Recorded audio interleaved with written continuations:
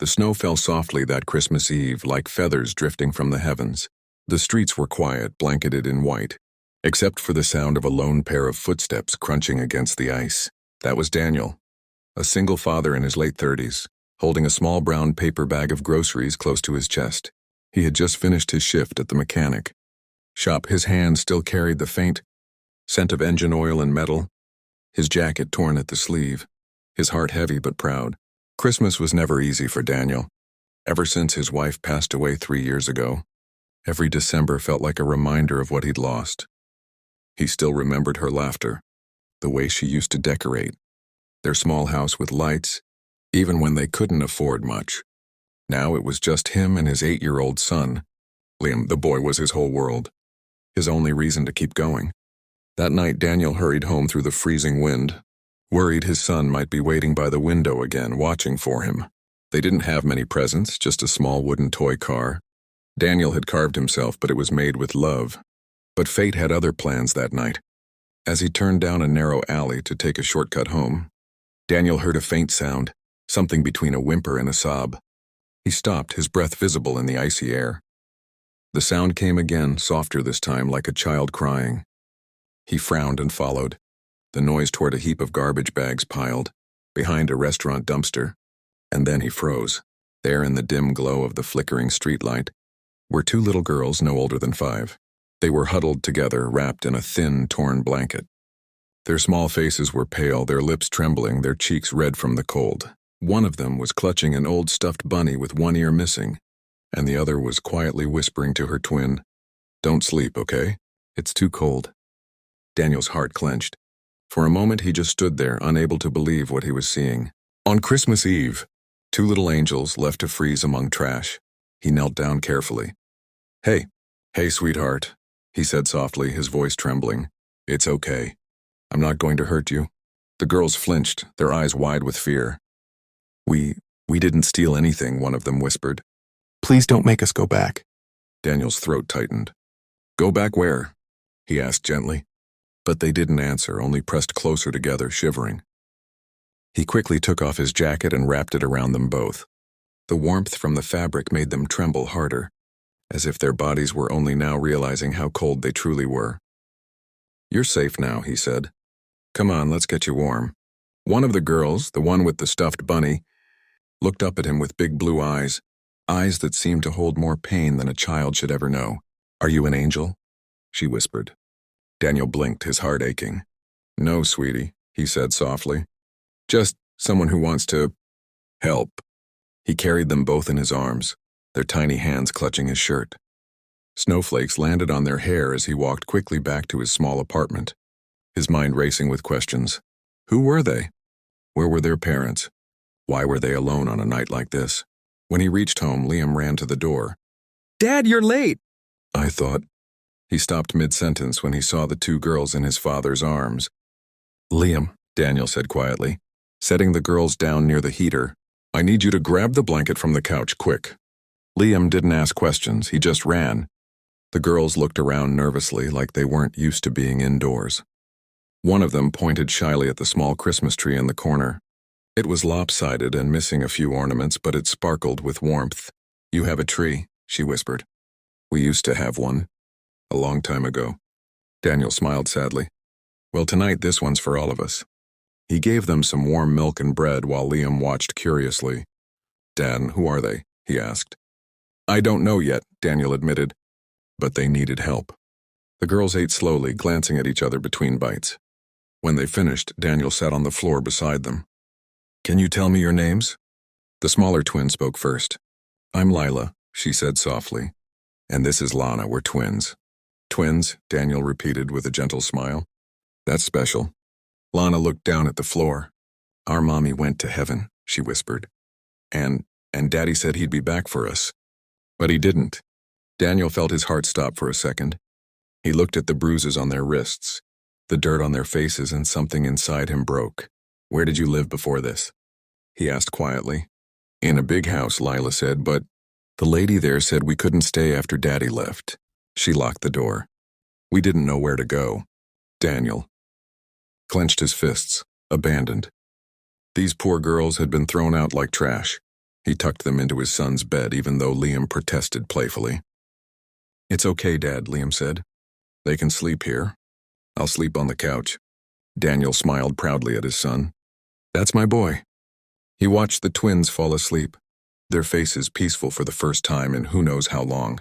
He whispered a quiet prayer, thanking God for guiding him down that alley. Maybe, just maybe, this Christmas would mean something again. But as Daniel stood there in the dim light, something strange caught his eye. One of the girls' stuffed bunny had a small pendant tied around its neck, a silver locket with the initials DR engraved on it. Daniel frowned. That was familiar.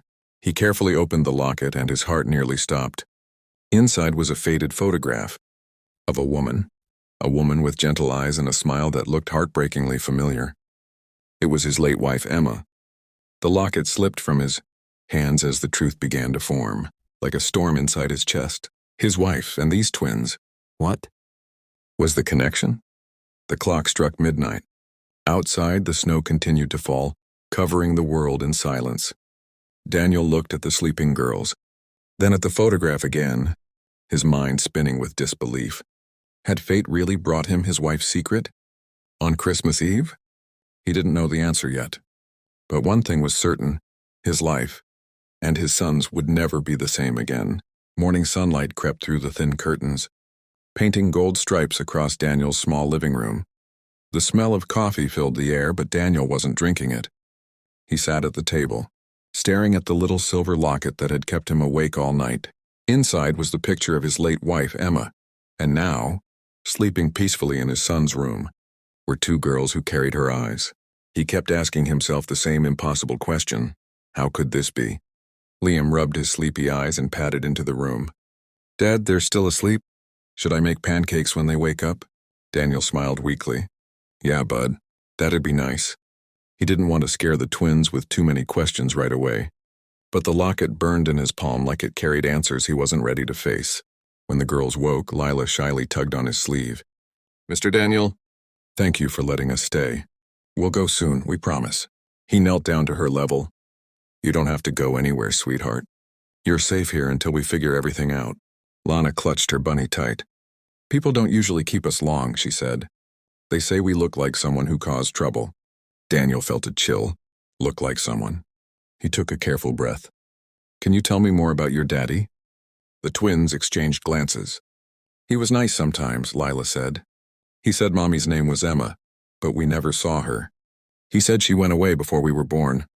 The world tilted under Daniel's feet. "Emma," he whispered. Lana nodded. "He said she sang songs. Said she loved stars." Daniel's heart pounded. Emma had always sung to Liam that same lullaby about stars before bed. No one else knew that song, no one. He stood slowly, dizzy. "Girls, did your daddy ever tell you his name?" Lila frowned, trying to remember. "He said we should call him Uncle Ray." Daniel's stomach tightened. Raymond, Emma's old friend, the man who had vanished from their lives before Liam was born. Emma had told Daniel she and Raymond grew up together in the foster system. She said he moved away years ago. He suddenly remembered something, a night, years ago, when Emma came home pale and trembling. She'd told him she had to meet someone from her past. She never explained what it was about. 2 months later, she fell sick, and by the time doctors figured out what was wrong, it was too late. Now staring at those little faces, Daniel wondered if that night had changed everything. He tried to keep his voice steady. "Girls, when did you last see Uncle Ray?" "He left us near the big bridge," Lana whispered. "He said he'd come back after Christmas with presents." Tears welled in her eyes. "But he didn't come back." Daniel clenched his jaw. Whoever that man was, he had abandoned them, and maybe he had been running from something darker. He called the local police station, not to hand the girls over, but to ask quietly about missing children reports. To his shock, there were none that matched the twins' description. It was as if they didn't exist. No records, no birth certificates, nothing. When the officer asked for names, Daniel hesitated. "Never mind," he said and hung up. Something told him the truth wasn't buried in a database. It was buried in Emma's past.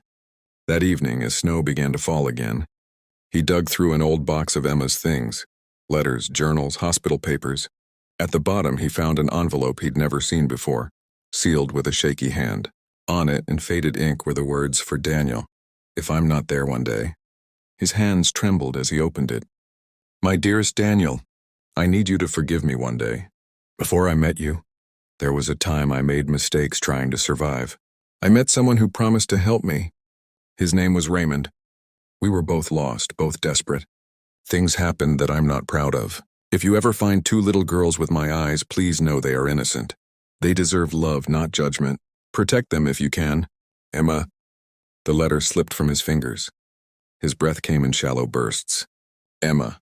She'd known. Those twins, Lila and Lana, were her children. He sat there for a long time, the truth echoing through him like thunder. They weren't just lost children.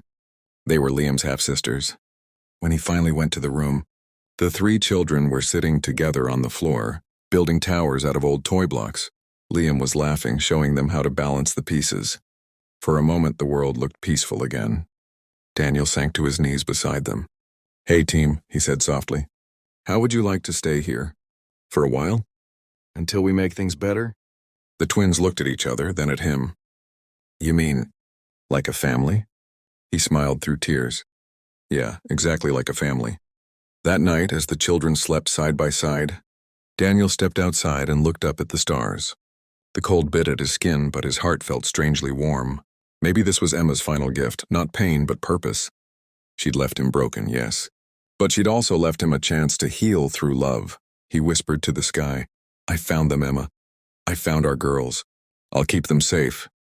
And as if in answer, the clouds parted for a moment, letting a single bright star shine down on his snow-covered yard. Daniel smiled. For the first time in years, Christmas didn't feel lonely. It felt like redemption.